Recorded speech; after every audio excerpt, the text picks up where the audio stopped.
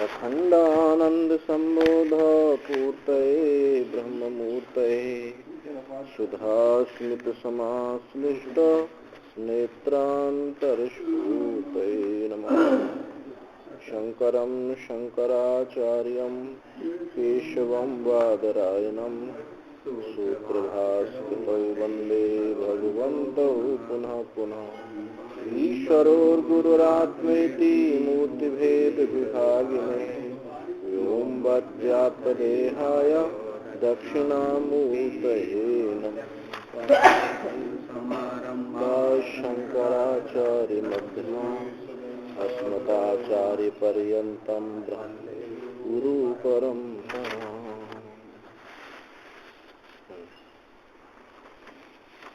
प्रथम अध्याय के तीसरे पाद का 8वां अधिकरण, जिसमें 28वां सूत्र पर विचार चल रहा है। तो विचार क्या चल रहा है? कहा कि शब्द का अर्थ के साथ नित्य संबंध। तो पूर्व पक्षी ने कहा था कि अर्थ तो नष्ट होता दिखाई देता, वसु आदि देवता की भी आयु होती है, वो भी मर जाते हैं। तो फिर शब्द, वसु शब्द का वसु अर्थ के साथ कहाँ संबंध हुआ, नित्य संबंध कहाँ हुआ? तो वहाँ सिद्धांति ने कहा कि हम नहीं कहते कि व्यक्ति के साथ संबंध है, जाति के साथ संबंध है। शब्द का जाति के साथ संबंध है, इसलिए ये बात उचित है कि शब्द का अर्थ के साथ नित्य संबंध है।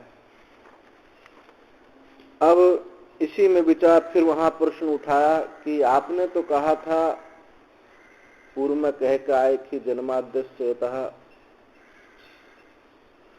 आपने कहा कि जगत की उत्पत्ति तो उस परमात्मा से बताई, और यहाँ कह रहे हो नित्य शब्द से कह रहे।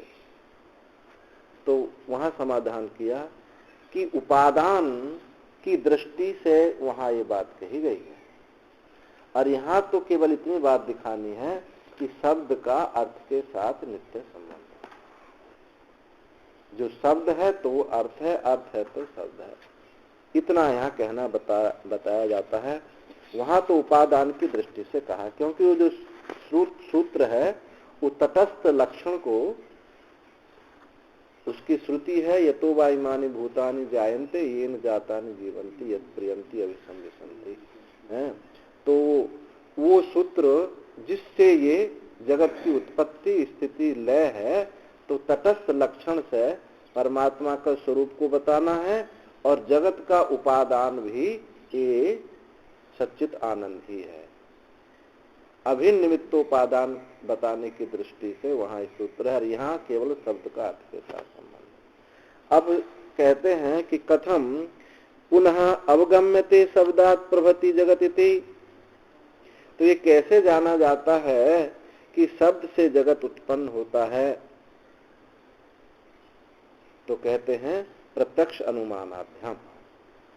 प्रत्यक्ष और अनुमान से ये जाना जाता है कि शब्द से जगत उत्पन्न होता है। प्रत्यक्ष क्या है? प्रत्यक्ष में ही श्रुति। प्रत्यक्ष किसको कहा है? यहाँ सूत्र में श्रुति को प्रत्यक्ष कहा है। प्रमाणम प्रति अनपेक्षत्वात्, वो प्रमाण के प्रति किसी और की अपेक्षा श्रुति नहीं रखती। अपने प्रमाणत्व के लिए किसी दूसरे की अपेक्षा श्रुति को है नहीं। तो प्रमाणम प्रति अनपेक्षत्वात्। अनुमानम, स्मृति अनुमान क्या है? स्मृति है। प्रमाणम प्रति सापेक्षत्वात्, वो अपने प्रमाण के प्रति किसी की सापेक्षा रखती है। किसकी सापेक्षता रखती है? श्रुति की। स्मृति श्रुति की अपेक्षा रखती है। तो अनुमानम स्मृति प्रमाणम प्रति सापेक्ष, सापेक्षत्वात् श्रुति सापेक्षत्वात्, श्रुति की अपेक्षा रखती है स्मृति। देखो और भी, जैसे वेदांत, और वेदांत से इतर दूसरे दर्शन। वेदांत श्रुति की प्रधानता मुख्य है, उसकी युक्ति श्रुति के अनुसार है। श्रुति अनुसार जो युक्ति है उसी को, श्रवण अनुसार जो युक्ति है उसी का नाम मनन है। तो वहां श्रुति की प्रधानता, लेकिन दूसरे सब दर्शनों में वहां युक्ति प्रधान श्रुति है। न्याय भी, वैशेषिक भी, और यहाँ तक कि मीमांसा भी युक्ति अनुसार श्रुति फिट कर लेता है।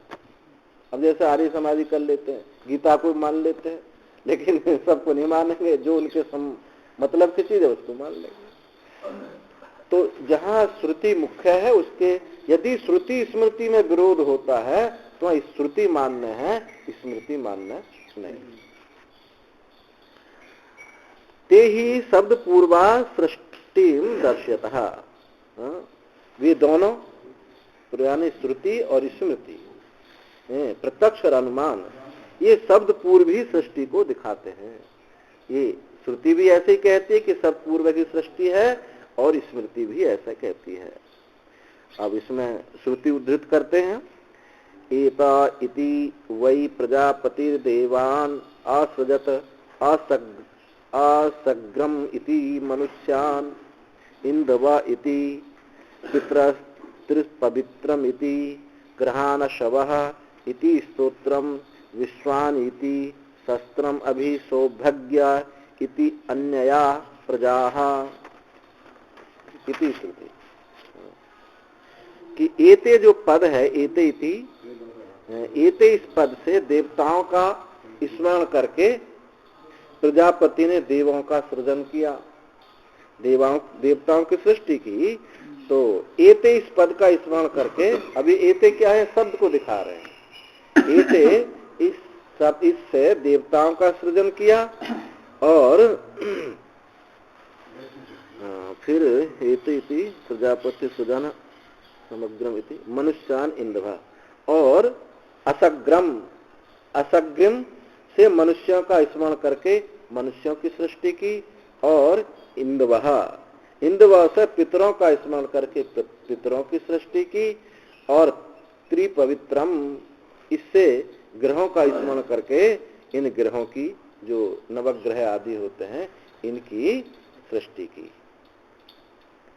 से ग्रहों का स्मरण करे ग्रहों की, और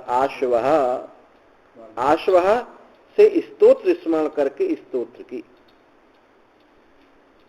और विश्वानी थी शस्त्रम, और विश्वानी से स्मरण करके शस्त्र की सृष्टि की। अब यहाँ जो शब्द आ रहा है, और भी कहा, अभिसौभगा से स्मरण करके प्रजाओं की सृष्टि की। तो ये सब क्या है, शब्द है, शब्द से ही सृष्टि हो रही है। तो इसमें शस्त्र शब्द आया, स्तोत्र शब्द आए, ये क्या है, मीमांसा के पारिभाषिक शब्द हैं।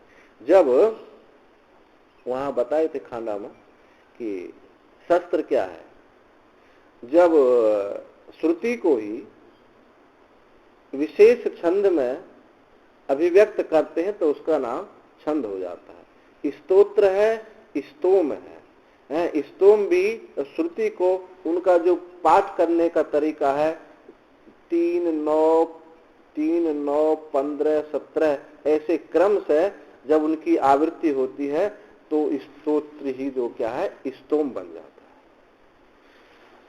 तो ऐसे सृष्टि से, इन श्रुति से स्पष्ट होता है कि शब्द से ही सृष्टि हुई है। तथा अन्यत्र भी दूसरी श्रुति भी ऐसा कहती है, स मनसा वाचम मिथुनम संभवत।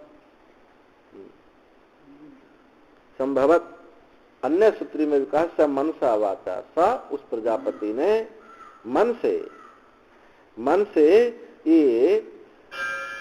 से वेदत्रयी रूप जो ये वाणी है, वेद है, यानी वेद का आलोचना किया। तो पहले शब्द हुआ, तब ये प्रकट हुआ। मनसा से मतलब वहां शब्द, पहले कोई भी चीज होती चित्त में होती है, तब बाहर प्रकट होती है, तो वो शब्द जो है ब्रह्मा जी के मन में आए, अब फिर ये सृष्टि हुई। इत्यादि ना तत्व शब्द पूर्विका सृष्टि साध्यते। इन सब दोनों प्रमाणों से, इसके अलावा और भी बहुत सारे प्रमाण हैं, इनसे इन स्थानों पर ये शब्द पूर्वक ही सृष्टि है, ऐसा श्रुति कहती है। और स्मृति भी है। ये महाभारत का श्लोक है शांति पर्व का। अनादि निधना नित्या वागुत्सृष्टा स्वयंभुवा आदौ वेदमयी दिव्या यतः सर्वा प्रवर्तयः।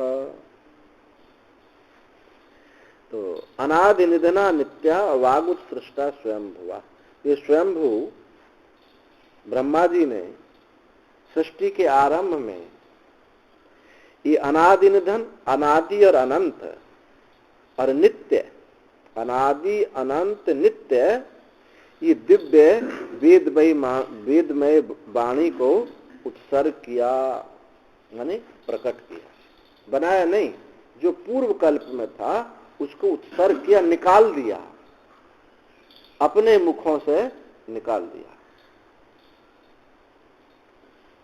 तो इससे भी ये हो रहा है कि शब्द से ही सृष्टि हो रही है।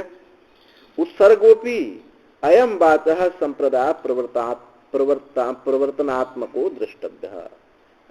ये उत्सर्ग भी जो है, जो निकलना भी है, ये वेद का जो मुख से निकलना है, ब्रह्मा जी के मुख से, ये क्या दिखाता है? संप्रदाय प्रवर्तन, संप्रदाय की प्रवृत्ति दिखा। ऐसे ही अनादिकाल से इसी प्रकार से सब सुनते हुए बोलते हुए आ रहे हैं। और क्योंकि हम सुनाए नहीं, शिष्य प्रशिष्य परंपरा कैसे चलेगी? तो ये संप्रदाय प्रवर्तन इस वेद वाणी से ही हुआ है। अब महात्मा लोग भी क्या बोलते हैं? इस वेद वाणी को तो बोलते हैं, वो बस इतना है, वो अपने उस वेद वाणी को अपने अनुभव से एक जान लेते हैं तब बोलते हैं। तो ये संप्रदाय को भी दिखाता है। अनादि निधनाया अन्य अदृश्य उत्सर्गस्य असंभवा। अनादि निधन, अनादि अनंत, अनंत का अन्य प्रकार से सृष्टि ये संभव नहीं है। इस वेद शब्द के इतर अन्य प्रकार से सृष्टि संभव नहीं है। तथा और भी स्मृति है, नाम रूपे च भूतानाम कर्मणाम च प्रवर्तनम वेद शब्देभ्य एवादौ निर्ममे स महेश्वरः। उस महेश्वर ने प्रारंभ में नाम रूपे च भूतानाम, भूतों के नाम रूप और कर्मों का, नाम रूप और कर्मों का, उनके अनुष्ठान की प्रवृत्ति उत्पन्न की। किससे? वेद शब्देभ्य, वेद शब्द से ही इन भूतों के नाम रूप और कर्मों की क्या प्रवर्तन किया? इस वेद शब्द से। सर्वेषां तु न नामानि कर्माणि च पृथक पृथक।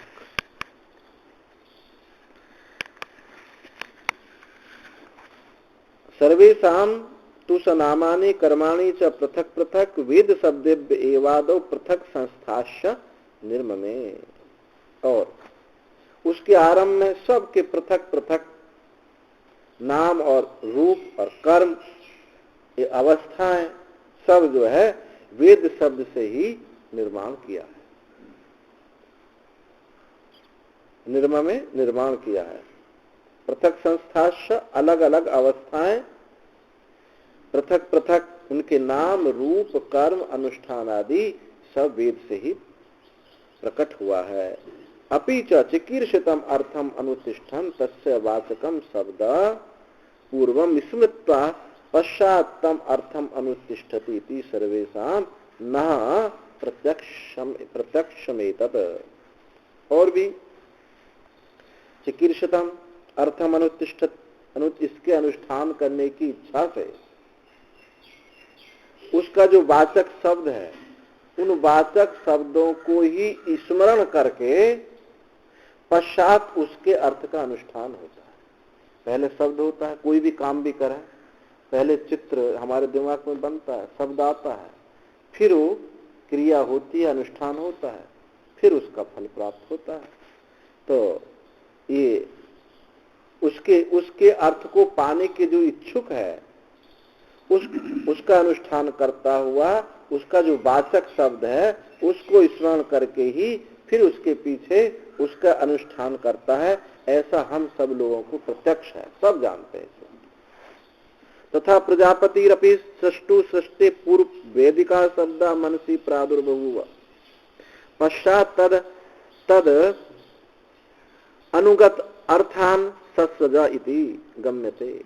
तथा इसी प्रकार से जैसे ये है ऐसे प्रजापति ने भी, जो सृष्टा प्रजापति है, सृष्टा प्रजापति ने सृष्टि के पूर्व में जो वैदिक शब्द हैं उनका मन में प्रादुर्भाव हुआ और फिर उसके तदगत, उसके अनुगत, उसके अनुसार ही उनका सृजन हुआ। अब कोई भी चित्र हमारे पहले मस्तिष्क में बनता है, अब फिर वो, अब जैसे कहें ग्रंथ लेखन होता है, पुस्तक पे कापी पे ग्रंथ नहीं लिखा जाता कागज पे, वो पहले मन में लिख जाता है, बुद्धि में लिख जाता है। और जिनका बुद्धि में नहीं लिखता उनका कोई तारतम्य नहीं होता, कभी लिखते हैं कभी बंद काट देते हैं फिर लिखते हैं फिर करते हैं, उसको क्या कहते हैं, विक्षिप्त है। तो पहले मस्तिष्क में उसका सृजन हो जाता है, तो वो क्या है, शब्द ही है। तथा तो श्रुति, और इसमें श्रुति भी है, स भू इति व्याहरता स भूमि असृजत, उसने भू ऐसा उच्चारण करके इस भू का, पृथ्वी का सृजन किया, सृष्टि की। इति एवं आदि का भूरादि शब्देभ्य एवं मनसि प्रादुर्भूतेभ्य भूरादि लोकान सृष्टान दर्शति। इस प्रकार भूआदि शब्दों से भूआदि शब्दों का मन में प्रादुर्भूत हुआ और उसके अनंतर भूआदि लोकों की सृष्टि हुई। ऐसा इस श्रुति से दिखाई देता है।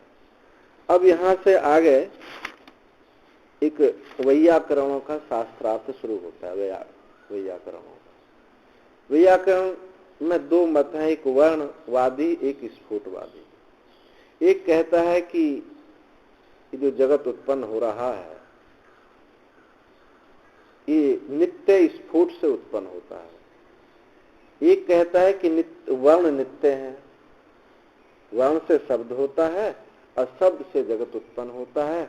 वो कहता है स्फुटवादी, नहीं, वर्णों से एक स्फोट उत्पन्न होता है, एक विशेष प्रकार की शक्ति उत्पन्न होती है और उस शक्ति से वो शक्ति नित्य है और उससे ये जगत उत्पन्न होता है। ऐसा तो इसका एक यहाँ शास्त्रार्थ है। तो किमात्मकम पुनः शब्द अभिप्रेत्य इदम शब्द प्रभत्तम उच्यते। किमात्मकम, किस स्वरूप वाला, फिर वो शब्द किस स्वरूप वाला है, वो स्वरूप जिसको आपने शब्द को नित्य कहा है उसका स्वरूप क्या है, इस अभिप्राय से, ऐसा अभिप्राय करके इदम शब्द प्रभत्तम उच्यते। यह शब्द प्रभत्त जो होता है, शब्द से जो सृष्टि उत्पन्न होती है, उस शब्द का स्वरूप क्या है, तो कहते हैं स्फोटमिति, स्फोट उसका स्वरूप है। अब ये नया शब्द मालूम पड़ता है स्फोट, पर वैयाकरणों का सबसे ज्यादा जोर इसी पर रहता है।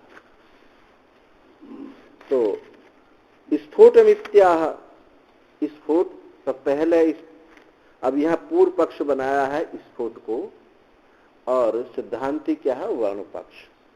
वर्ण पक्ष से पहले पूर्व पक्ष स्फोटवाद दिया, उसका खंडन किया वर्णवाद से। तो वर्ण पक्षे भी अब यहाँ से स्फोट क्या है उसको बताते हैं। वर्ण पक्षे ही तेषाम उत्पन्न प्रध्वंसित्वात् नित्येभ्य शब्देभ्यो देवादि व्यक्तीनां प्रभवा इति अनुपपन्नम स्यात्। स्फुटवादी कहता है कि वर्ण पक्ष में उनका जो वर्ण पक्ष है वो उत्पन्न प्रध्वंसित्वात् नित्येभ्य शब्देभ्य देवादि व्यक्तीनां प्रभा, नित्य शब्द से देवादि व्यक्तियों की उत्पत्ति होती है ये सिद्ध नहीं होता, क्योंकि उनका जो वर्ण है, वर्ण जो है वो जो है उत्पन्न होने वाला है और नष्ट होने वाला है। जो वस्तु उत्पन्न हुई नष्ट हो गई अब वो क्या उत्पन्न कर सकती है? वो शब्द वही नष्ट हो गई तो कुछ भी उत्पन्न नहीं कर सकता। तो उनका उत्पन्न प्रध्वंसित्वात्, उन वर्णों का उत्पन्न प्रध्वंसी होने के कारण नित्य शब्द से देवादि व्यक्तियों की जो उत्पत्ति है ये सिद्ध ही नहीं हो सकती, क्योंकि उनका वर्ण ही अनित्य है। उत्पन्न प्रध्वंसिनश्च वर्णाः, क्योंकि वर्ण उत्पन्न होने वाले हैं और नष्ट होने वाले हैं। प्रति उच्चारणम अन्यथा च प्रतीयमानत्वात्, और भी क्या होता है? हर उच्चारण में, प्रत्येक उच्चारण में अन्यथा च यानी भिन्न भिन्न प्रतीति होती। का, खा, गा, घा जब हम बोलते हैं, मैंने बोला, फिर रविंद्रानंद जी ने बोला है, फिर योगानंद जी ने बोला, तो हमको तीनों के उच्चारण में भिन्नता मालूम पड़ती। तो कहता है कि प्रति उच्चारण अन्यथा, प्रत्येक उच्चारण में अन्यथा भिन्न भिन्न प्रकार से प्रतीति होती है। जब अनेक प्रकार से प्रतीति होती है तो एक नित्य शब्द नित्य कैसे हो सकते हैं? एक का ऐसा, एक का ऐसा, एक का ऐसा। तथा ही अदृश्यमानोपि पुरुष विशेषो अध्ययन ध्वनि श्रवणादे विशेषतो निर्धार्यते। देवदत्तो अयम अधीते, यज्ञदत्तो अयम अधीते। जैसे कि कैसे भिन्न भिन्नता मालूम पड़ती है प्रत्येक के उच्चारण में वर्णों की? अदृश्यमानोपि पुरुष विशेषा, वेद पाठ कहीं हो रहा और हमको दिखाई नहीं दे रहा कौन कौन कर रहा है। अदृश्यमानोपि पुरुष विशेष, पुरुष कोई ऐसा पुरुष विशेष है वो दिखाई नहीं दे रहा है। अध्ययन ध्वनि श्रवण से ये विशेष रूप से निर्धारित हो जाता है कि फलाना आदमी पाठ कर रहा है। आवाज से हम पहचान लेते हैं कि ये हरिंद्रानंद बोल रहे हैं या रविंद्रानंद बोल रहे हैं। तो विशेष निर्धारित होता है कि देवदत्त तो ये मधित है, देवदत्त पाठ कर रहा है अथवा यज्ञ दत्त कर रहा है।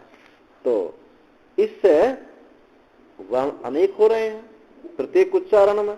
जब अनेक हो रहे हैं तो नित्य, वो नित्य कैसे हो सकते हैं? और नित्य जब शब्द नहीं है तो अर्थ भी उससे उत्पन्न नहीं है।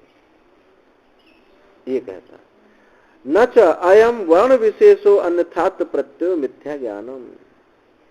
यदि तुम ऐसा कहो कि ये अन्यथात् जो प्रत्यय है, भेद प्रतीति, उच्चारण में जो भेद प्रतीति है, ये भेद प्रतीति जो है मिथ्या ज्ञानम, ये मिथ्या नहीं है। ये वर्णों की जो भेद प्रतीति है मिथ्या ज्ञान नहीं है। यदि तुम ऐसा कहते हो तो बाधक प्रत्यवहात, इसका कोई बाधक प्रत्यय नहीं है। अब ये जो बात कौन कह रहा है? स्फोटवादी वर्णवादी के मुख से कह रहा। तुम जो यदि कहते हो कि अन्यथा अलग अलग उच्चारण में जो भेद हो रहा है ये मिथ्या ज्ञान नहीं है, क्योंकि इसका कोई बाधक है ही नहीं। यदि तुम ऐसा कह रहे हो तो ऐसा कहना भी नहीं, ठीक नहीं होगा। न च वर्णेभ्यो अर्थ अवगति युक्ता,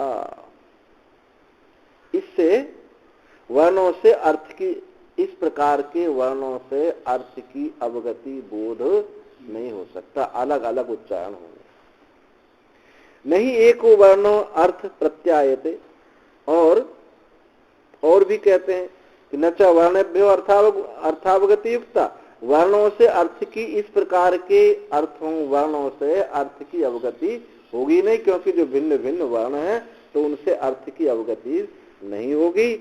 और यदि तुम ऐसा सोच रहे हो नहीं एको वर्णो अर्थ प्रत्यायते, और एक वर्ण अर्थ को बोधित नहीं कर सकता। एक वर्ण का अक्षर बोला हमने, तो का अक्षर वर्ण से एक एक वर्ण अर्थ का ज्ञान नहीं करा सकता, क्योंकि अर्थक ज्ञान का व्यभिचार होता, अर्थात अभाव हो जाता है। एक वर्ण किसी अर्थ का बोध नहीं करा सकता। अच्छा, ऐसा समझो कि सारे वर्ण मिल जाएं, एक तो करा नहीं सकता, और भिन्न भिन्न उच्चारण की दृष्टि से बोध नहीं करा सकता।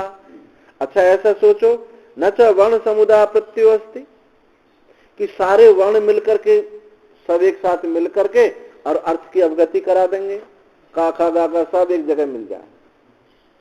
तो न तो वर्ण समुदाय प्रत्यय, वर्णों का समुदाय भी मिलकर के भी अर्थ का बोध नहीं करा सकता। क्रमत्वाद वर्णानाम, क्योंकि इन वर्णों का क्रम है, का वर्ग, च वर्ग, ट वर्ग, त वर्ग, प वर्ग है, एक वर्ग इनका क्रम है। ये ऐसा नहीं एक के बाद कुछ भी लाकर रखो, ऐसा हो नहीं सकता। तो एक एक तो क्रमत्वाद, क्रम होने से वर्णों का क्रम है। पूर्व पूर्व वर्ण अनुभव जनित संस्कार सहित अंत्यो वर्ण अर्थ प्रत्यायिष्यति इति यदि उच्चेद्यति, तुम ऐसा कहो कि पूर्व पूर्व वर्ण का अक्षर का बोला हमने, पूर्व पूर्व वर्ण से अनुभव, उसके श्रवण से जो संस्कार होगा उस संस्कार सहित अंतिम वर्ण उत्पन्न हो जाएगा। अंतिम वर्ण पूर्व संस्कार का बोला फिर खा बोला, तो पूर्व संस्कार से उसके सुनने से जो संस्कार हुआ वो अंतिम वर्ण को की प्रतीति करा देगा। यदि ऐसा कहते हो तो वो भी ठीक नहीं होगा। क्यों नहीं होगा? संबंध ग्रहण अपेक्षो ही शब्द,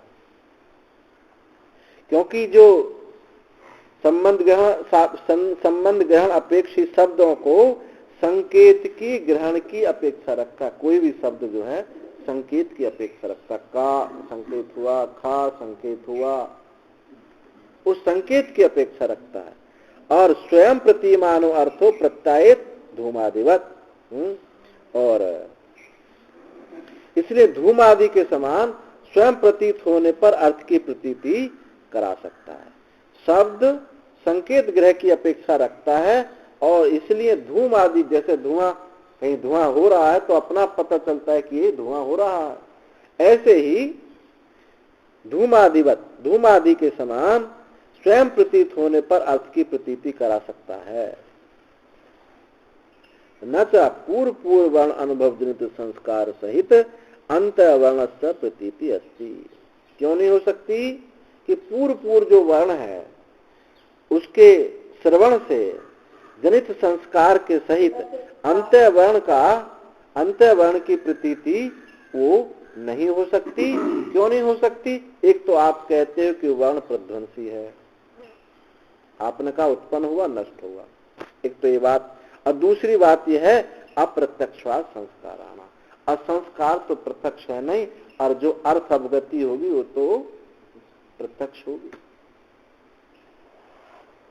अर्थ अवगति प्रत्यक्ष होगी और संस्कार प्रत्यक्ष होता नहीं, एक ये बात। और एक दूसरी बात ये भी होगी कि तुम्हारे वर्ण तो नष्ट होने वाले हैं, वो कैसे उत्पन्न करेंगे? कार्य प्रत्यायित ही संस्कार ही सहितो अंत्य वर्ण अर्थ प्रत्यायिष्यति इति चेता। यदि ऐसे कहते हो कि कार्य प्रत्यायित, इन कार्य प्रत्यायित संस्कारों के सहित अंतिम जो वर्ण है उस अर्थ की प्रतीति हो जाएगी। कार्य का बोध कराने वाले संस्कारों के सहित अंतिम वर्ण की प्रतीति हो जाएगी। यदि ऐसा कहते हो तो ये भी उचित नहीं होगा। क्यों नहीं होगा? कि संस्कार कार्यस्यापि स्मरणस्य क्रम वर्तित्वा। क्यों नहीं होगी? कि जो संस्कार कार्य हैं, संस्कार्य कार्य स्मरण का भी क्रम वर्तित्व, वो भी क्रम वाला है, वो भी क्रम वाला है। इसलिए सीधा सीधा वर्ण अर्थ की अवगति नहीं करा सकता। तो फिर क्या होगा? शब्दैहि वर्णैहि व्यज्यते इति स्फोटा। इन शब्दों के द्वारा, वर्णों के द्वारा एक शक्ति उत्पन्न होएगी और उस शक्ति बोध कराएगी, सीधा वर्ण बोध अर्थ का नहीं करा सकता। तस्मात् स्फोटेव शब्दा, इससे सिद्ध होता है कि वर्ण शब्द नहीं है, नित्य वर्ण नहीं, शब्द नहीं है, उसकी जो एक शक्ति है, उन वर्णों से उत्पन्न शक्ति है, वो स्फोट ही नित्य है, उसी से अर्थगति जगत की उत्पत्ति है। सच एक एक वर्ण प्रत्यायित संस्कार बीजे अंत वर्ण प्रत्यय जनित परिपाके प्रत्ययिना एक एक प्रत्यय विषयता झटती प्रत्यवभासते। और वह एक एक वर्ण प्रत्याहित संस्कार, उसके श्रवण से संस्कार बीज में जब एक एक वर्ण बोला तो उसका संस्कार, उसके श्रवण से एक संस्कार बीज उत्पन्न हुआ। उस संस्कार बीज में अंत्य वर्ण, जो अंतिम वर्ण है, अंतिम वर्ण जो है उसका प्रत्यय जनित परिपाक, इनका एक परिपाक उत्पन्न हो जाएगा। और वो प्रत्ययिनम, वो प्रत्ययी एक प्रत्यय विषय रूप से शीघ्र इस अर्थ को प्रकट कर देगा। वर्णों के द्वारा एक ऐसी शक्ति उत्पन्न हुई और उस शक्ति से ये फिर जगत उत्पन्न हुआ। ये स्फोटवादी ऐसा कहता है कि शब्द से सीधा वर्ण से अर्थ की उत्पत्ति नहीं मानता, उनसे एक शक्ति उत्पन्न होती है और उन शक्तियों से, जैसा पहले बताया कि वो कहता है वर्ण प्रध्वंसी है, नष्ट होने वाले हैं। जो नष्ट हो जाता है वो सीधा सीधा अर्थ की अवगति कैसे कराएगा? तो उनसे एक संस्कार आत्मक एक शक्ति उत्पन्न हुई। न च अयम एक प्रत्ययो वर्ण विषया स्मृति ही, एक प्रत्यय विषय वर्ण स्मृति नहीं होती। वर्ण विषय स्मृति जो है एक प्रत्यय वाली नहीं है। वर्णानाम अनेकत्वात् एक प्रत्यय विषयत्व अनुपपत्ते, क्यों नहीं? एक वर्ण से एक वर्ण विषय जो स्मृति है एक प्रत्यय वाली नहीं हो सकती, क्योंकि वर्ण तो अनेक हैं, वर्ण अनेक हैं, फिर तो एक से ही काम चलता, सारे वर्णों की क्या आवश्यकता है? एक से ही बोध होता है। तो वर्णानाम अनेकत्वात् प्रत्यय विषयत्व अनुपत्ति, एक प्रत्यय विषय की सिद्धि नहीं हो सकती एक वर्ण से नहीं, क्योंकि वर्ण तो अनेक। तस्य च प्रति उच्चारण प्रतिविज्ञमानत्वात् नित्यत्वम्, और उसके प्रति उच्चारण में, उसका प्रत्येक उच्चारण में प्रतिविज्ञमानत्वात्, उसकी प्रतिविज्ञा होती है, होने से वो नित्य है। भेद प्रत्यय से वर्ण विषयत्वात्, प्रत्येक उच्चारण में उसकी जो प्रतिविज्ञा होती है वो क्या है? नित्य है। और जो भेद प्रत्यय है वो वर्ण विषय से है, वर्ण से भेद उत्पन्न होता है, और जो नित्यता है उसके संस्कार से उत्पन्न जो स्फोट हुआ है, शक्ति उत्पन्न हुई है, वो नित्य है। इसलिए तस्मात् नित्य शब्दात् स्फोट रूपात् अभिध्यायकात् क्रियाकारक फल लक्षण जगत अभिधेय भूतम प्रभतीति। इसलिए इस नित्य शब्द स्फोट से, जो स्फोट नित्य शब्द है, इस अभिधायकात्, इसी के कथन से, इस स्फोट के कथन से ही क्रियाकारक फल लक्षण वाला ये जगत में क्या ही तो है? क्रियाकारक फल लक्षण वाला जगत, जिसको जगत नाम कहा गया, विधेय नाम है जिसका जगत नाम है, ऐसा ये उत्पन्न होता है, ये स्फोट से उत्पन्न होता है।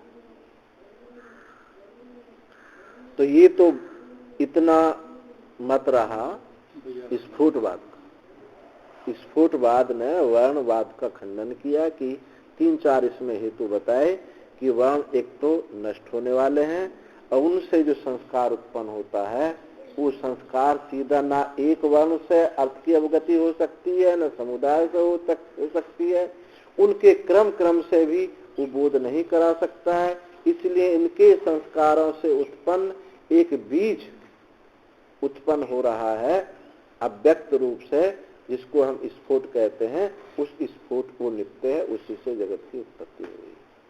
अब वर्णवादी का पक्ष सुनो।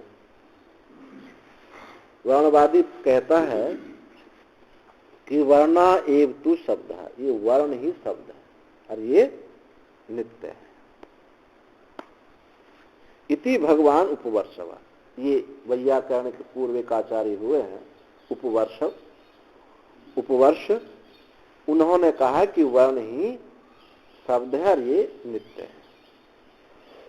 ननु उत्पन्न प्रध्वंसित्वम वर्णानाम उक्तम, जो तुमने कहा था कि वर्ण उत्पन्न होने वाले हैं और नष्ट होने वाले, जो तुमने कहा न, ऐसा नहीं।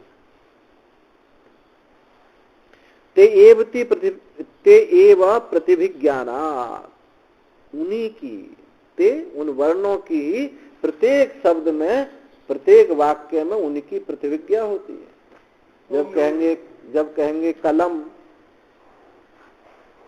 जब कहेंगे कलम तो का, ला, मा, इनकी उन वर्णों की प्रतिभिज्ञा हो रही है नहीं हो रही है? प्रतीति हो रही है। प्रतिभिज्ञा जो वर्ण अलग अलग थे या शब्द में, उन्हीं की प्रतिभिज्ञा वही यहाँ देखे जा रहे हैं। तो तय वर्ण प्रतिभिज्ञा, जो तुमने कहा कि नष्ट होने वाले नष्ट नहीं हुए, उनकी प्रतिभिज्ञा हो रही है। जो नष्ट होने वाले की प्रतिभिज्ञा नहीं होती, उसकी स्मृति हो सकती है। स्मृति अप्रतिविज्ञा में यह अंतर है कि प्रतिविज्ञा में वस्तु सामने, जो हम पुस्तक आज देख रहे हैं, जो पहले देखी थी, हम वही उसको आज भी अभी भी देख रहे हैं, ये प्रतिविज्ञा है। और स्मृति क्या है? जो पहले वस्तु देखी है अब उस समय नहीं है, केवल उसका स्मरण हो रहा। स्मृति प्रत्यक्ष। तो यहाँ तो वर्ण प्रत्यक्ष की प्रधानता, प्रत्यक्ष स्मृति का नाम ऐसा कह सकते हैं, प्रत्यक्ष स्मृति का नाम प्रतिविज्ञा, और जो अपरोक्ष स्मृति का नाम स्मृति। तो यहाँ तो का, खा, गा आदि वर्णों की प्रतिविज्ञा हो रही है। सादृश्यात् प्रतिभिज्ञानम केसादिषु इविति चेत, यदि मैं ऐसा कहूं कि उनकी प्रतीति नहीं हो रही है वर्णों की, ये सादृश्यता से प्रतीति हो रही है। कैसे प्रतीति होती है सादृश्यता से? कि शादी जैसा अब हम मुंडन करा देते हैं, कहते हैं ये तो वही बाल है, ये वही बाल है, क्योंकि जिसकी दाढ़ी सफेद तो उसके काटने के बाद सफेद, और जिसकी काली तो उसके काली, उसकी काटने के बाद काली होती है। अरे ये तो वही बाल है। तो ऐसे कहा सादृश्यात, उस सादृश्यता से ये प्रतिविज्ञा है, वस्तुतः प्रतिविज्ञा नहीं हुई है, प्रतिविज्ञा नहीं ना।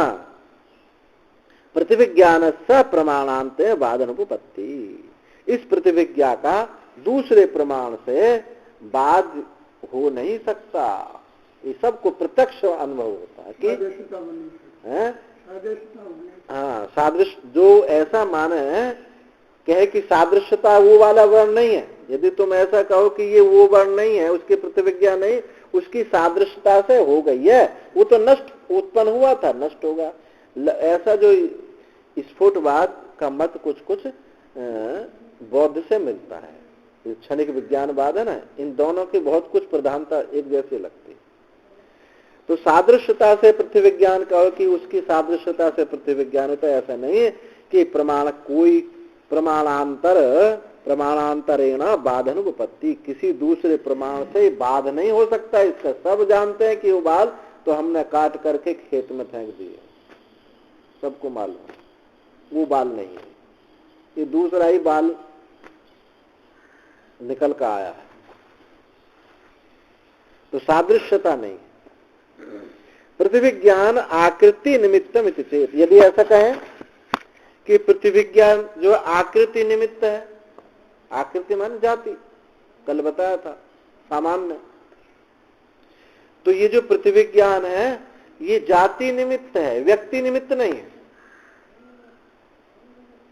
जैसे गोत्र है तो गाय व्यक्ति निमित्त नहीं है, वर्ण, ये वर्णत्व निमित्त प्रतिविज्ञा। यदि ऐसा कहें वर्ण व्यक्ति रूप की प्रतिविज्ञा नहीं है, और कहें कि ये वर्ण वर्णत्व निमित्त प्रतिविज्ञा है, तो कहते न व्यक्ति प्रतिविज्ञान, ऐसा कहना ठीक नहीं है। व्यक्ति की प्रतिविज्ञान हो रहा है, वर्णत्व का प्रतिविज्ञान नहीं हो रहा है, वर्ण का प्रतिविज्ञान हो रहा, का खा गा स्पष्ट उच्चारण होता है।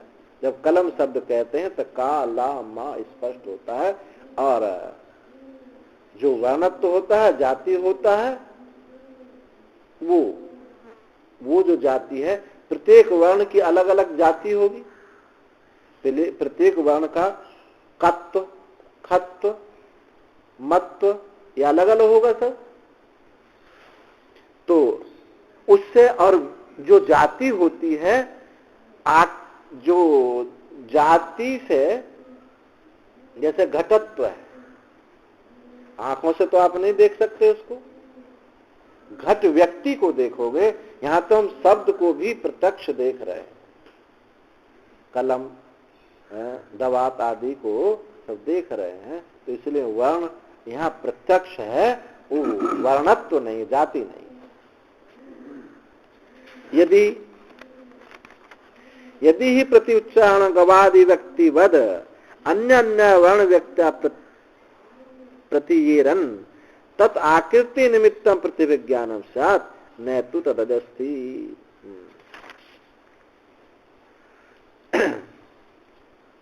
यदि ही प्रति उच्चारण गवादि व्यक्ति के समान अन्य अन्य वर्ण व्यक्ति की प्रतीति होती, तो हम मान लेते कि आकृति निमित्त ये प्रतिविज्ञान।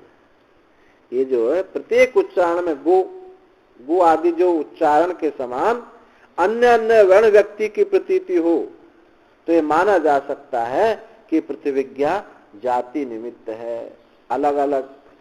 यहाँ तो दोनों वर्ण मिलते हैं, और जो कत्व जाति है, खत्व जाति है, ये दोनों मिल नहीं सकती। गोत्व अश्वत्व दोनों कैसे मिलेंगे? लेकिन व्यक्ति मिल सकता है। मनुष्यत्व और अश्वत्व ये तो नहीं मिल सकते, पर घोड़ा पर बैठ करके मनुष्य जा तो सकता है, व्यक्ति तो मिल सकती है। तो वही बात यहाँ कह रहा है कि प्रति उच्चारण गवादि व्यक्ति के समान अन्य अन्य वर्ण व्यक्ति प्रतीत हो में,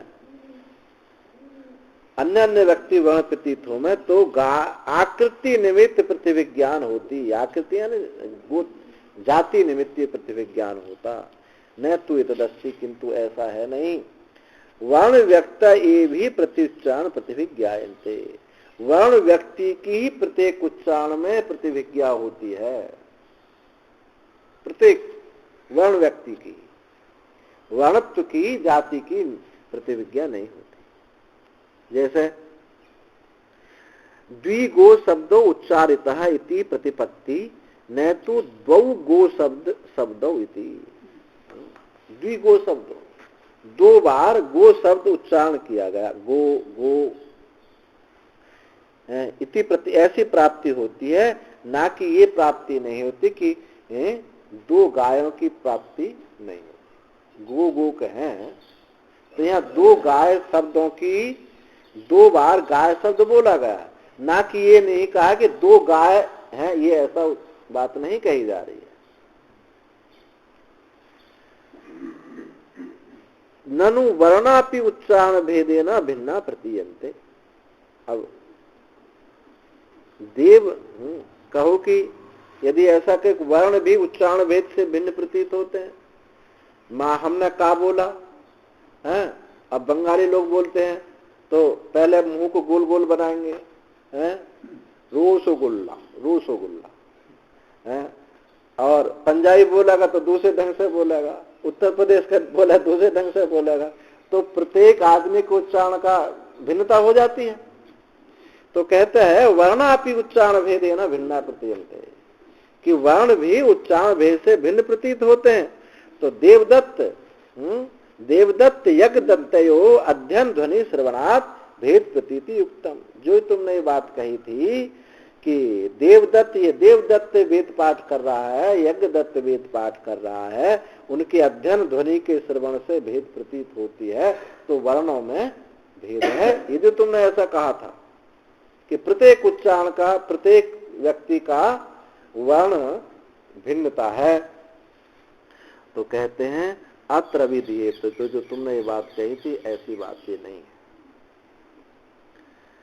सती वर्ण विषय निश्चिते प्रतिविज्ञाने, प्रतिविज्ञान वर्ण विषय प्रतिविज्ञान के निश्चित होने पर संयोग विभाग अभिव्यक्तित्वाद वर्णानाम अभिव्यंजक वैचित्र निमित्तोयम वर्ण विषय विचित्र प्रत्ययो नया स्वरूप निमित्त।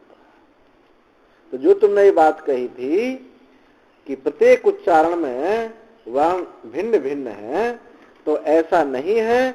ऐसे इस पर कहते हैं कि प्रतिविज्ञा वर्ण विषय का प्रतिविज्ञा निश्चित होने तक ये का है, ये खा है, ये गा है, ऐसा निश्चित हो जाने पर ये जो संयोग विभाग अभिव्यक्तत्वात्, ये संयोग विभाग के कारण ऐसी अभिव्यक्ति हो रही है।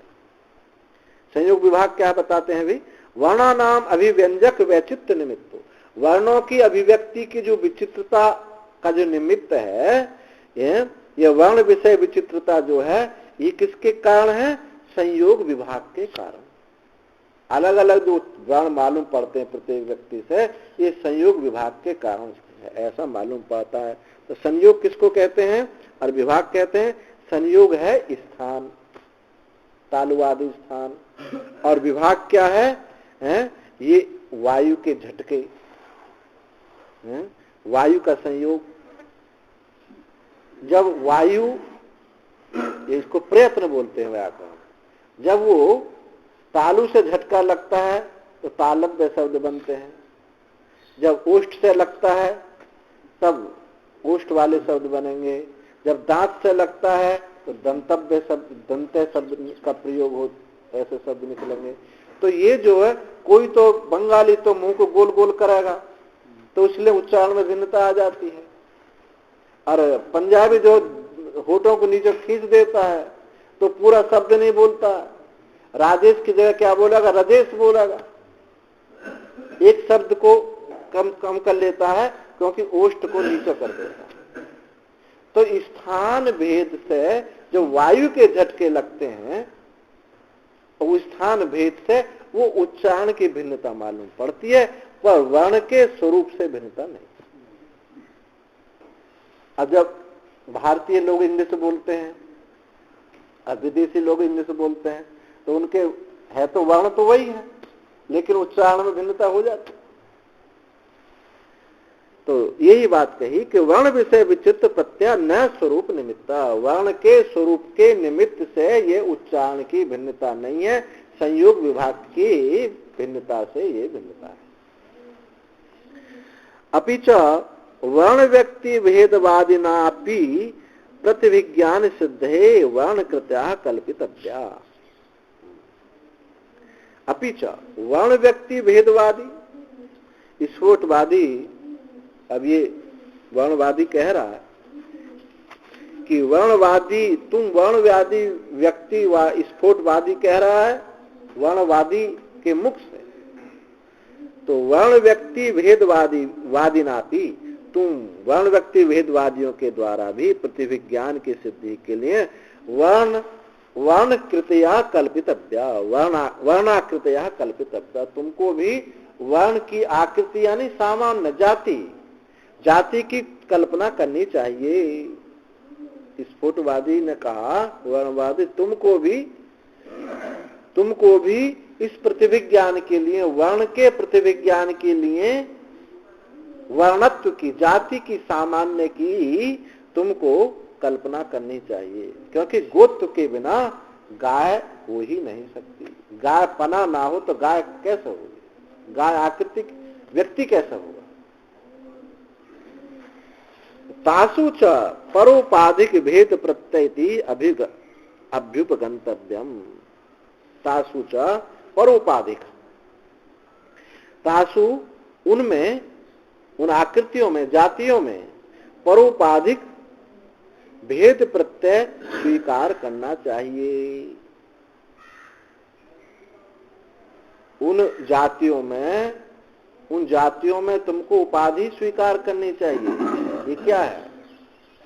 हित्वाभास, हित्वाभास में क्या है? वो किसी की स्मृति है, परोपाधिक अव्यक्त व्याप्तत्व सिद्ध। इनको याद है? हाँ, व्यापत्व सिद्धि। जो असिद्ध के 3 भाग है ना, एक आश्रय सिद्ध, एक स्वरूप सिद्ध और एक व्यापत्व सिद्ध। तो यहाँ व्यापत्य सिद्ध का ही को बात बताई जा रही है। व्यापत्य सिद्ध का क्या लक्षण क्या है, कैसे बनेगा उसका, उस अनुमान का स्वरूप? दृष्टांत दो ऐसा कोई कि उस व्यापत्व असिद्ध का अनुमान कैसे बनेगा? है? ना, वो तो बन जाएगा गगनार बिंद सुरभि अरविंदत्वात्, है? सरोज अरविंदवत, या बंध्या पुत्र सुंदर मानवत्वात्, यथा बालकः। बंध्या का पुत्र सुंदर है, क्यों? मानवत्वात्, मानव होने से, जैसे बच्चा है। तो वो है आश्रय सिद्ध, पक्षा सिद्ध। ये व्यापत्व सिद्ध का ये दृष्टांत नहीं। व्यापक सिद्ध का पर्वतो धूममानः बन्नित्वात् यथा महानस। अब ये उपाधि चाह रहा है। क्या उपाधि चाह रहा है? पर्वत धूममान है, आग होने से, जैसे महानस रसोई में है, पर महानस अब कोयला दहक रहे हैं तो क्या उससे धुआं होगा? या गैस की आग से धुआं? तो ये उपाधि चाहता है। साद्र ईंधन बन्नित्वात् पर्वतो धूमाना तथा महानस, ये बनेगा। ये है व्यापत्व सिद्ध का उदाहरण। याद आया नहीं? जो व्यापक की सिद्धि करते, जो व्यापक क्या हुआ? धूम। अव्यापक क्या है? साध्य है। पर्वतो बन्नीमाना धूमत्वा, तो पर्वत पक्ष हो गया, बन्नी क्या होगा? साध्य होगा, और धूम क्या होगा? लिंग होगा। व्याप्य है, व्यापक है साधक, और व्याप्य क्या हुआ? धूम। तो यहाँ व्यापत्व सिद्धि, व्यापक यानी व्यापत्व की सिद्धि नहीं हो रही है, यानी हेतु की सिद्धि नहीं हो रही। हेतु की सिद्धि ना होने पर साध्य की सिद्धि कैसे होगी?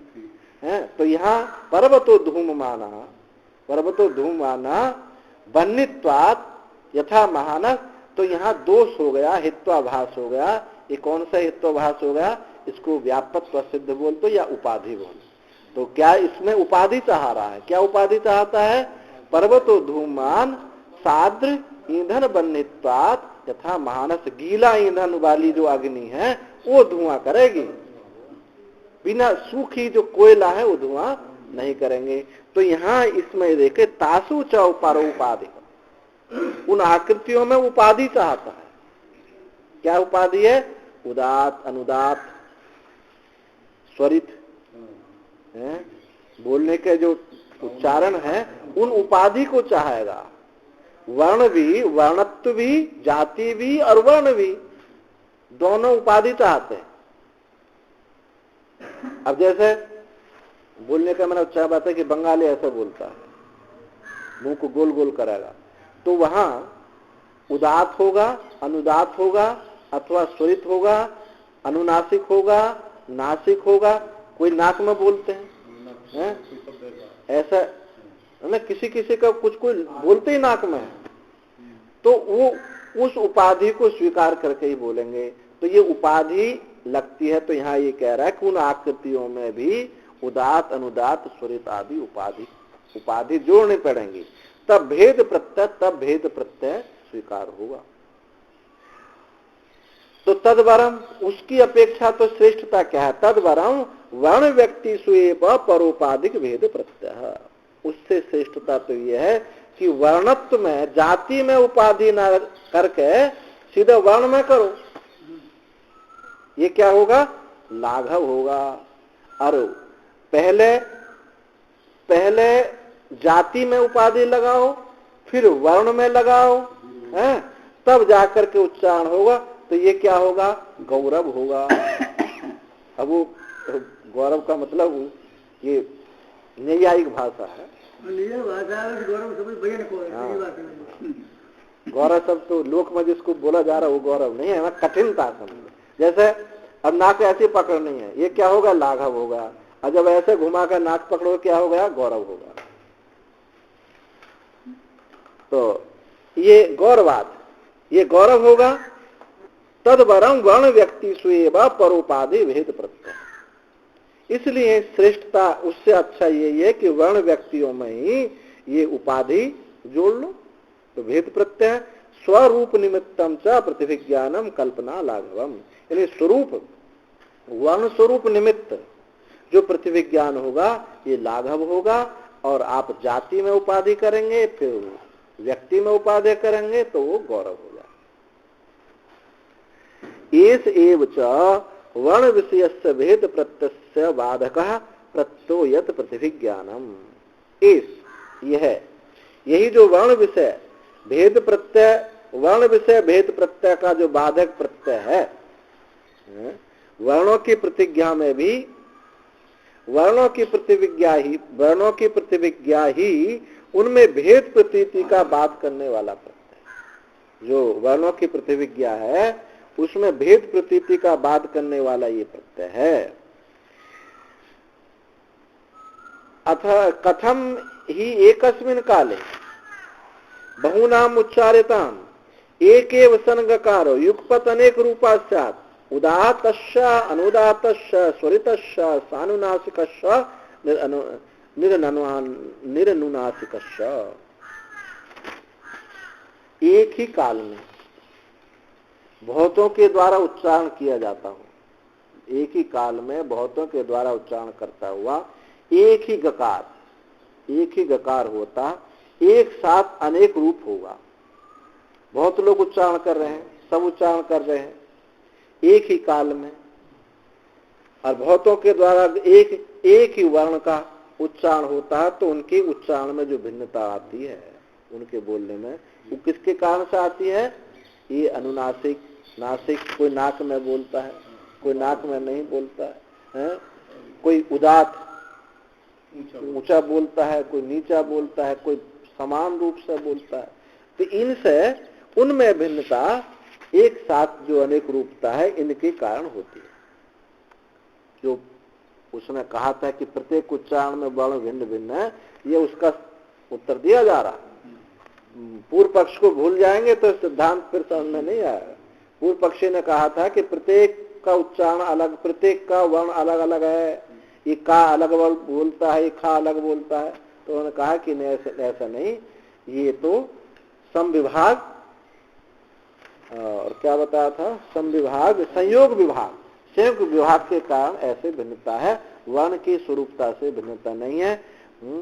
तो अनुनासिक, नासिक आदि के द्वारा, अथवा ऐसे समझो एक दूसरा और भिन्नता किस कारण से है? ध्वनि कृतोयम भेद प्रत्यो न वर्ण कृता इति अदोषा। ये जो भिन्नता है, वर्णों की भिन्नता मालूम पड़ती है, ये ध्वनिकृत है, ध्वनिकृति भेद प्रत्यय है, वर्णकृति भेद प्रत्यय नहीं। तो कथम पुनायम ध्वनि नाम, ये ध्वनि किसे कहते हैं? ध्वनि क्या है? तो ध्वनि है यो दूराद आकर्णयतो वर्ण विवेकम अप्रतिपद्यमानस्य कर्णपथम अवतरति। अब ये बहुत सुंदर परिभाषा आचार्य ने दी कि जो दूर से सुनने के कारण, बहुत दूर से आवाज आ रही है, दूर से सुनने के कारण जो वर्णों का विवेक नहीं कर पाता, सब बस सुनाई तो दे रहा है पर वर्ण स्पष्ट नहीं हो रहे। तो दूर से सुनने से वर्ण का विवेक प्राप्त नहीं होता और कानों में ध्वनि सुनाई देती है, तो उसको बोलते हैं ध्वनि। केवल ध्वनि है, वर्ण स्पष्ट नहीं होता, इसका नाम ध्वनि। प्रत्यासीदतश्च पटु मृदुत्वादि भेदम वर्णेषु अभिसंजयति।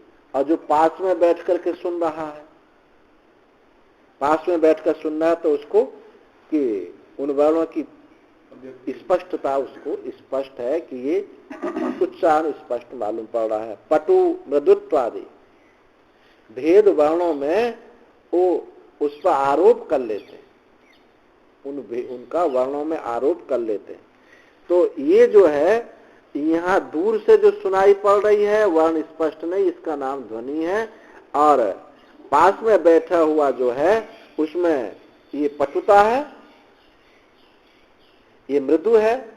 शब्दों का भी तो वर्णों का भी तो भेद है, पटुत्व है, मृदुत्व है, उष्णत्व है, ये सब आदि भेद वर्णों में इनको आरोप करके बोलते हैं। तो तन निबंधना उदात्तादयो विशेषा, तन निबंधना, तो ये उदात्तादि जो है ये किसके कारण? ध्वनि के कारण। ध्वनि से ये उदात्त आदि जो विशेष हैं ये जो हुए हैं ये ध्वनि के कारण है। स्पष्ट दूर से सुन रहे हैं तो वर्ण कम स्पष्ट होते हैं, पास से सुन रहे हैं तो स्पष्ट होते हैं। तो उदात्त अनुदात आदि जो है ये ध्वनि के कारण है और न वर्ण स्वरूप निबंधना।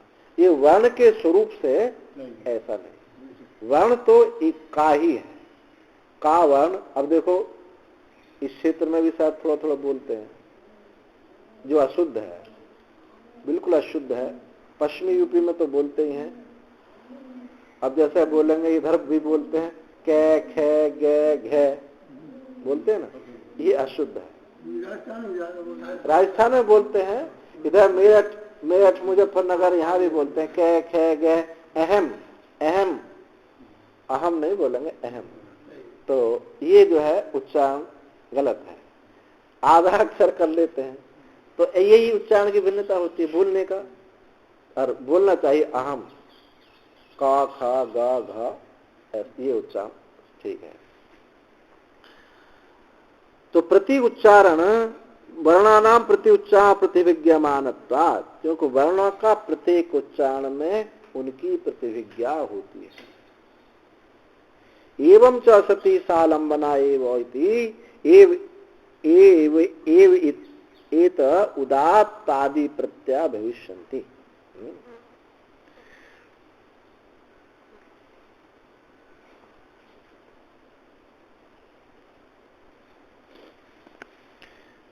उदात्त आदि जो प्रतीतियां हैं आलम्बन सहित होती है। उदात्त आदि जो प्रतीतियां किसके आलम्बन से? वर्ण आलम्बन सहित। वर्ण ना हो तो ये उदात्त आदि भी नहीं होंगे। तो सालंबना एवे तो उदात्त आदि प्रत्यय भविष्यन्ति। इतर्था वर्णानाम प्रतिविज्ञामानत्वा निर्भेदत्वा संयोग विभागता उदात्त आदि विशेषा कल्पना। अन्यथा वर्णों की प्रतिविज्ञा होने के कारण उनमें भेद न होने से उदात्त आदि विशेष भेद संयोग और विभाग से होती ऐसी कल्पना करनी पड़ेगी। यदि हम ऐसा मान लें कि उन वर्णों की जो प्रतिविज्ञा है, वर्णों की प्रतिविज्ञा होने के कारण ही उनमें भेद नहीं है, उनमें भेद नहीं है, तो ऐसा नहीं होगा। उनमें न भेद होने से उदात्त आदि जो विशेष हैं भेद संयोग और विभाग संयोग, भेद संयोग विभाग संयोग के होते हुए ऐसी कल्पना हमको करनी पड़ेगी कि केवल वर्ण ही भेद करते हैं, इनकी कोई हमको आवश्यकता नहीं पड़ेगी। तो संयोग और विभाग ये क्या है? संयोग विभागानाम अप्रत्यक्षत्वात्। संयोग विभाग क्या? ये भी तो प्रत्यक्ष नहीं है। न तदाश्रया विशेषा वर्णेषु अध्यश्रुतम शक्यन्ते। तदाश्रय उनके आश्रय विशेष होकर के वर्णों में ये निश्चय करना ये शक्य नहीं है, उनके लिए संभव नहीं। अतः निरालंबा एवं उदात्त आदि प्रत्याशु, तो निरालंब ही उदात्त आदि प्रत्यय से हो जाएंगे, जो हमको उचित नहीं होगा। अपिच न एतद अभिनिवेश, और ऐसा अभिनिवेश भी नहीं करना चाहिए, ऐसा अभिमान नहीं करना, आग्रह नहीं करना चाहिए कि उदात्त आदि भेदेन वर्णानाम प्रतिविज्ञमानानाम भेदो भवेत्। ऐसा अभिनिवेश, ऐसा आग्रह भी नहीं करना चाहिए कि उदात्त आदि भेद से ही वर्णों की प्रतिविज्ञामान भेदो भव, वर्णों की प्रतिविज्ञा का भेद होता है। ऐसा आग्रह नहीं करना चाहिए कि उदात्त आदि से ही वर्णों का भेद होता है, ऐसा नहीं। भेद ये उदात्त आदि ऐसा अभिव्यक्ति होती है, वर्ण में अभिव्यक्ति नहीं होती। उच्चारण में अभिव्यक्ति होती है भेद की, पर वर्ण में भेद की अभिव्यक्ति नहीं होती। नहीं अन्नस्य भेदेन अन्नस्य अभिविद्यमानस्य भेदो भवितुमर्हति, क्योंकि एक के भेद से अन्य के भेद से अन्य दो अभिन्न पदार्थ का भेद नहीं हो सकता। एक के भेद से दूसरे अभिन्न पदार्थ का भेद नहीं हो सकता। नहीं व्यक्ति भेदेना जाति भिन्ना मन्यन्ते, क्योंकि व्यक्ति की भिन्नता से जाति की भिन्नता नहीं होती। 50 गाय खड़ी हैं पर गोत्रपना भिन्न नहीं हो सकता उनसे। तो वर्णेभ्य अर्थ प्रतीति संभवात स्फोट कल्पना अनर्थिका। क्या हुआ कि वर्णों से अर्थ की प्रतीति सीधी होती है, ये संभव है। और स्फोट जो कल्पना तुमने कही, वर्णों से स्फोट होता है, एक शक्ति उत्पन्न होती है, वो नित्य है, उससे जगत उत्पन्न होता है, ये बात उचित नहीं होगी। ये लाघव, ये गौरव हो जाए। तो वर्णों से अर्थ की प्रतीति संभव है, स्फोट कल्पना की कोई आवश्यकता नहीं है। न कल्पयामि हम स्फोटम प्रत्यक्षम एव तू एनम अवगच्छामि। मैं स्फोट की कल्पना नहीं करता हूं, प्रत्यक्ष ही इनको मैं जानता हूं। का खा गा जो शब्द हैं, जो वर्ण हो रहे हैं उच्चारण में, स्पष्ट ही ये इनका मैं अनुभव करता हूं। इनसे मैं किसी स्फोट शक्ति की कल्पना करना नहीं, उचित नहीं है। एक एक वर्ण ग्रहण अहित संस्कारायाम बुद्धि झटति प्रति अवभाषणादिति चेत। जो तुमने कहा था, वर्णवादी कह रहा है स्फोटवादी को, जो तुमने कहा था कि एक एक वर्ण के ग्रहण के श्रवण के संस्कार से एक बीजात्मक बुद्धि में संस्कार उत्पन्न होता है, जिसको हम स्फोट कहते हैं, और वो स्फोट से ही जगत की उत्पत्ति होती है। जो तुमने कहा था, न अस्यापि बुद्धे वर्ण विषयत्वात्, तो ऐसा कहना उचित नहीं होगा, क्योंकि इस बुद्धि का वर्ण विषयत्व, जो तुम बुद्धि उत्पन्न हुई है तुम्हारी वर्णों के संस्कार से, जिसको तुमने स्फोट का एक बुद्धि जो उत्पन्न हुई है, वो बुद्धि भी तो वर्ण विषय ही है। यदि वर्ण ना हो तो कैसे होगा? वर्ण की, वहां भी वर्ण की प्रतिविज्ञा वहां होती है। एक एक वर्ण ग्रहण उत्तर काला ही एकाम बुद्धि गौति समस्त वर्ण विषया न अर्थांतर विषया। एक एक वर्ण के ग्रहण के उत्तर काल, बाद में एक एक वर्ण के ग्रहण के उत्तर काल में ही इयम एक बुद्धि उत्पन्न होती है। गौ एक बुद्धि उत्पन्न हुई। एक एक वर्ण के ग्रहण के उत्तर काल में एक बुद्धि उत्पन्न हुई, गौ। अरो इति समस्त वर्ण विषया, वो क्या है? समस्त वर्णों का विषय, उस जितने वर्ण है सब उसमें आ जाते हैं एक बुद्धि में। न अर्थांतर विषया, वो समस्त वर्ण उसमें आ जाते हैं, किसी दूसरे अर्थ को विषय करने की क्या आवश्यकता? उस बुद्धि में भी वर्ण तो होते ही हैं, तो आप कैसे कहते हो कि एक नई शक्ति उत्पन्न हुई जो नित्य है, और वर्ण जो है अनित्य है, नष्ट होने वाले? कहाँ वर्ण नष्ट हुए? उस बुद्धि में भी तो काका गा वर्ण है, इसे नष्ट नहीं हुए। न अर्थांतर विषया, अर्थांतर विषय माने स्फोट विषया, इस स्फोट विषय की कोई आवश्यकता नहीं। कथम एतद् अवगम्यते, ये कैसे जाना जाता है? ये कैसे जाना जा सकता है कि स्फोट विषय नहीं है? यतो अस्याम अपि बुद्धौ गकार आदयो वर्णा अनुवर्तन्ते, क्योंकि इस बुद्धि में भी जो गौ बुद्धि है इस बुद्धि में गकार आदि वर्ण का अनुवर्तन होता है, इस उनकी प्रतिविज्ञा होती है, ये नष्ट नहीं होते हैं। इसलिए वर्ण नष्ट ना होने से वर्ण से ही अर्थ की अवगति है। न तो दकार आदय, गौ शब्द में गा की अनुवृत्ति हुई है, दकार की अनुवृत्ति नहीं हुई है। यदि ही अस्याम बुद्धि गकार आदिभ्यो अर्थांतर स्फोट विषयस्या ततो दकार आदय एवं गकार आदयो अपि अस्या बुद्धि व्यावर्तेरन। इस बुद्धि में गकार आदि वर्णों की अनुवृत्ति हुई है, दकार की नहीं हुई है। यदि दकार आदि से अन्य, दकार आदि से अन्य स्फोट रूप अर्थ इस बुद्धि का विषय हो, दकार आदि से अन्य स्फोट रूप यदि इस बुद्धि का विषय हो तो इस बुद्धि से दकार आदि के समान गकार आदि भी हट जाएंगे। जैसे दकार हट गया, गौ में दकार नहीं है, ऐसे गकार भी हट जाएगा।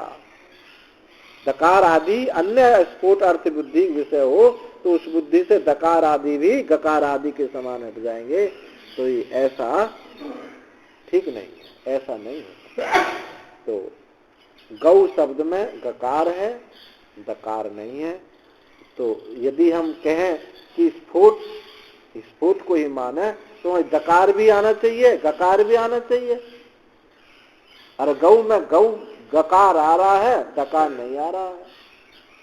तो जैसे दकार में गकार हट जाता है, गकार में दकार हट जाता है, अगर ये ऐसे ना हटते तो हम स्फोट की कल्पना करते, लेकिन स्पष्ट रूप से वर्ण तो उनकी अभिव्यक्ति हो रही है। न तो तथास्ति, ऐसा नहीं है। तस्मात् इयम एक बुद्धि, तस्मात् इयम एक बुद्धि वर्ण विषय ये स्मृति, इसलिए ये एक बुद्धि वर्ण विषय ही स्मृति है। ननु अनेकत्वाद वर्णानाम नानेक बुद्धि विषयता उपपद्यते इति उक्तम, जो तुमने कहा था कि अनेकत्वाद वर्णानाम, वर्णों के अनेक होने से न एक बुद्धि विषयता उपपद्यते, एक बुद्धि विषय, वर्ण अनेक है तो एक बुद्धि विषय उत्पन्न नहीं हो सकता, ऐसा जो तो कहा था उस पर हम कहते हैं तत्प्रतिब्रूमः, उस पर मैं कहता हूँ संभवती एकस्यापि एक बुद्धि विषयत्वम्, ये भी संभव। ये तुमने कहा था कि वर्ण अनेक हैं, उनसे एक बुद्धि उत्पन्न नहीं हो सकती, तो ये इस पर मैं कहता तो ये भी संभव है। अनेक वर्णों से एक बुद्धि उत्पन्न हो सकती है। कैसे हो सकती है? अनेकस्यापि एक बुद्धि विषयत्वम्, पंक्ति, वनम, सेना, दश, शतम, सहस्रम इत्यादि दर्शना। पंक्ति में इतने सारे लोग बैठे हैं तो सब लोग उसमें आए नहीं, फिर भी क्या कहा जाता है? एक पंक्ति। फिर भी कहा जाता है एक पंक्ति। 10 शब्द कहेंगे तो उसमें एक भी होगा, 2 भी होगा, 4 भी होगा। ऐसे ही एक बुद्धि में ये शब्द वर्ण सब आ जाते हैं। तो ऐसा नहीं कह सकते कि अनेक वर्ण है तो एक बुद्धि उत्पन्न नहीं कर सकते। एक बुद्धि उत्पन्न कर सकते हैं। जैसे पंक्ति शब्द एक बुद्धि है, परंतु उस पंक्ति में अनेक प्रकार के लोग, 10 शब्द में अनेक काखा 9 तक की गिनती आ जाती है। ऐसी 100 में, 1000 में देखी जाती है। या तो गौ इति एकोयम शब्द इति बुद्धि, किंतु जो गौ ये एक शब्द है, ये बुद्धि है। ऐसा बहुसु एवं वर्णेषु एक अथवा एक अर्थावच्छेद निबंधन औपचारिकी वन सेनादि बुद्धिवद एवं, वन सेनादि बुद्धि के समान बहुत वर्णों में एकार्थबोधक रूप कारण से गौणतया प्रयुक्त भवति। एक गौण रूप से ऐसा प्रयुक्त होता है, वस्तुतः उसमें सब पंक्ति गौण है लेकिन उसमें आ जाते हैं सब आ जाते हैं। ऐसे ही अर्थवच्छेदक निबंधन जो औपचारिक माने गौण रूप से वन सेना आदि बुद्धि के समान, जब सेना कहेंगे उसमें बहुत सारे सैनिक हैं, सेनापति हैं, तो सब उसमें आ जाते हैं। सेना शब्द वहां गौण होता है, वस्तुतः सब होते हैं। ऐसे ही एक बुद्धि में वो सब वर्ण आ जाते हैं। ऐसा नहीं है कि एक शब्द कहने से वो खंडित हो जाते हैं। अत्राह यहाँ कहते हैं यदि वर्णा एव सामस्तेन एक बुद्धि विषयताम आपद्यमाना पदस्यु, तो जारा राजा कपि विक इत्यादि सु पद विशेष प्रतिपत्ति न। यहाँ स्फुटवादी के मुख से ही वर्णवादी कहता है, क्या कहता है कि यदि वर्ण ही समस्त वर्ण समस्त सामस्तेन समस्त रूप से एक बुद्धि को विषय, सारे वर्ण एक बुद्धि को विषय करते हैं, तो विषयताम वर्णा एव सामस्तेन एक बुद्धि विषयताम आपद्यमाना पदस्यु, उनको प्राप्त कर तो एक पद हो गए। समस्त वर्णों से एक बुद्धि विषय वाला पद हो गए तो क्या हो जाएगा, तो राजा और जारा, इनमें भी तो वही पद है। राजा में भी रामा रा अजा, जारा में भी वही पद है। पिक पकी कपी और पिक में भी वही शब्द है और कपी में भी वही शब्द है। तो इन पदों की पद विशेष प्रतिपत्ति न, तो इन पदों की विशेष रूप से प्राप्ति नहीं होगी कि राजा कहें या जारा कहें। यानी सारे वर्ण समस्त वर्णों से एक पद यदि बनता है, सारे वर्णों से एक पद बनता है, तो ये कैसे विभाजन करेंगे कि ये कपी है या पिक है। ये कहता है ना कि सारे वर्णों से, तो कहते हैं तये वर्णा तयेविति वर्णा प्रत्यवभाषन्ते, तो वही वर्ण इतर इतर स्थान से उनका प्रतिभास होता है। ऐसा नहीं है कि एक गड्ढे में सारे भर दो, ऐसा नहीं है, उनका क्रम है। वही वर्ण जो है दोनों स्थलों पर उनके अभास होते हैं। तो हम कहते हैं सत्यपि समस्त वर्णा प्रत्यमर्से यथा क्रम अनुरोधिन्य पीलिका पंक्ति बुद्धिम आरोति एवं क्रम अनुरोधिनी वर्णा पद बुद्धिम आरोक्षन्ति तत्वर्णानाम अविशेषेपि क्रम विशेषकता पद विशेष प्रतिपत्ति न विरुद्धते। तो इसमें मैं कहता हूँ सारे वर्ण समस्त वर्ण होने पर भी प्रत्यमर्शन उनका विचार जो है, जैसे क्रम के अनुसार कहते चींटी की पंक्ति है, तो उसमें चींटी जो है क्रम से चलती है, एक के पीछे एक ऐसे चलती जाती है, तब पंक्ति बनती है। तो ऐसे यहाँ क्रम के अनुरोधी व क्रम के अनुसार ही चलने वाले वर्ण हैं। ऐसा नहीं कोई भी कहीं जा करके सेट नहीं हो जाता। तो ऐसा एक ऐसे अनुरोधी जो वर्ण है, एक पद बुद्धि में आरोहण उनसे होता है। जैसे पंक्ति शब्द में एक क्रम चीटियों का क्रम होता है, एक पंक्ति शब्द बुद्धि में आरोहण होता है, ऐसे ही वर्ण भी एक क्रम से ये आरोहण उनका होता है। तत्व वर्णानाम अविशेषेपि, उन वर्णों के समान होने पर भी क्रम विशेषकता पद विशेष प्रतिपत्ति न विरुद्धते। इन वर्णों के समान होने पर भी क्रम विशेषकृत ही ये पद विशेष की प्राप्ति होती है, इसलिए इसमें कोई भी विरोध नहीं है। वृद्ध व्यवहारे च इमे वर्णा, वृद्ध व्यवहारे च इमे वर्णा क्रमादि अनुगृहीता गृहीतार्थ विशेष संबंधा संतः स्वव्यवहार अपि एक एक वर्ण ग्रहण अनंतर समस्त प्रत्यामर्शिन्या बुद्धौ तादृशा ए प्रत्यवभासना तम अर्थम अभिचारेण तत्यायिष्यन्ति वर्णवादिनो लघीयसी कल्पना।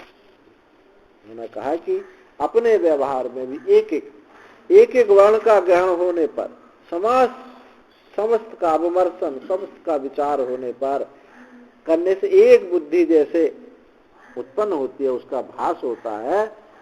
भास होते भिन्न भिन्न अर्थों का ठीक ठीक उसी प्रकार से ज्ञान कराते हैं। सब क्रम से ही, एक एक वर्ण क्रम से ही अवरो क्रम के अनुरोध से ही एक बुद्धि का वो अवतरण करते हैं। ऐसे ठीक ठीक उनका ज्ञान कराते हैं।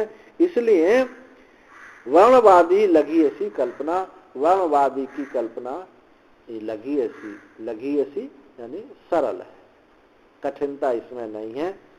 स्फोटवादिनस्तु दृष्ट हानि अदृष्ट कल्पना।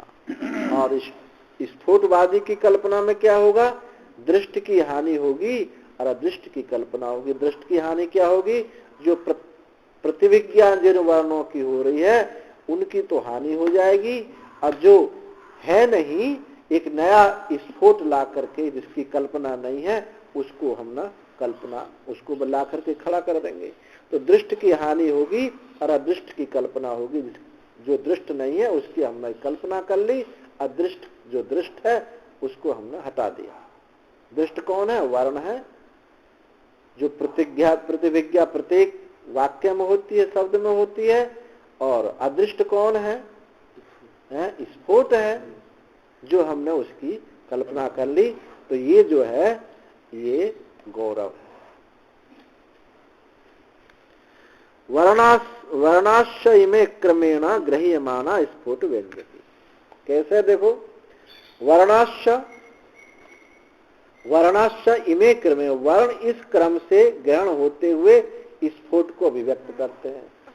वर्ण क्रम से जिस क्रम से एक स्फोट को, शक्ति को उत्पन्न करेंगे, और वह स्फोट क्या होगी? अर्थ की अभिव्यक्ति करेगी। तो ये गरीयसी कल्पना से, ये कल्पना कैसी होगी? कठिन हो जाएगी।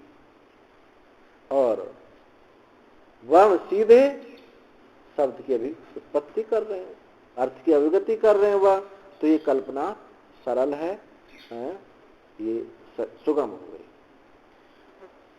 दोनों निषेध उसका भी नहीं किया, पर वो कठिनता है। कठिनता जैसे मीमांसा में श्रुति, लिंग, प्रकरण, स्थान, समाख्या। तो श्रुति साक्षात श्रुति क्या कहा मीमांसा? साक्षात रवा श्रुति, साक्षात यजेत क्या है? श्रुति है, जो साक्षात क्रिया का बोध करा रही है। और जहां श्रुति नहीं होती है वहां लिंग है, प्रकरण है, तो समाख्या करेगी, समाख्या प्रकरण में जाएगी, प्रकरण स्थान में जाएगा, नहीं, समाख्या भूल गया मैं, श्रुति लिंग प्रकरण स्थान समाख्या। तो समाख्या स्थान में जाएगी, स्थान जो है प्रकरण में आएगा, प्रकरण लिंग में जाएगा, तब जाकर के श्रुति में प्रवेश होगा, तब जाकर के बोध कराएगा। तो वो वहां मजबूरी है। जहां साक्षात श्रुति नहीं है, जैसे यस्य पर्णमयी जुहू, ये क्या है? ये लिंग है। जिसकी पलाश की जुहू है, तो इससे क्या होता है? इससे ज्योतिषोम याग की स्मृति होती है। यहाँ श्रुति साक्षात नहीं, तो यहाँ श्रुति साक्षात ना होने से यहाँ मजबूरी है हमको लिंग को ग्रहण करना।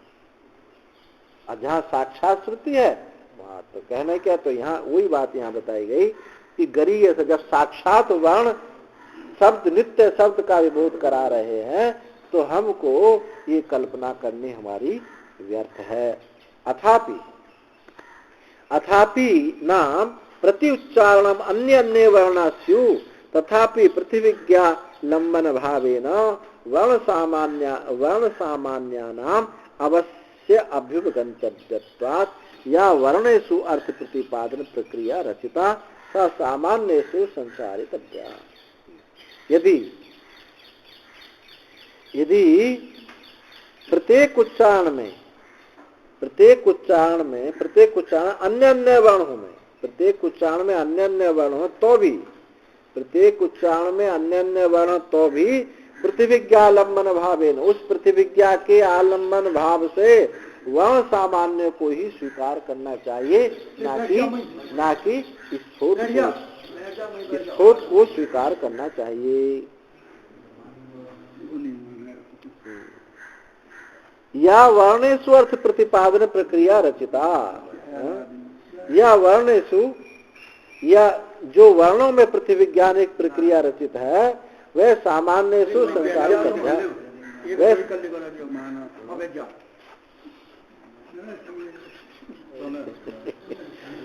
सामान्येषु संसारित अभ्यास वो सामान्य रूप से सम का संसार कर लेना चाहिए। चलो पाठ भी हो गया हमारा, कर लेंगे।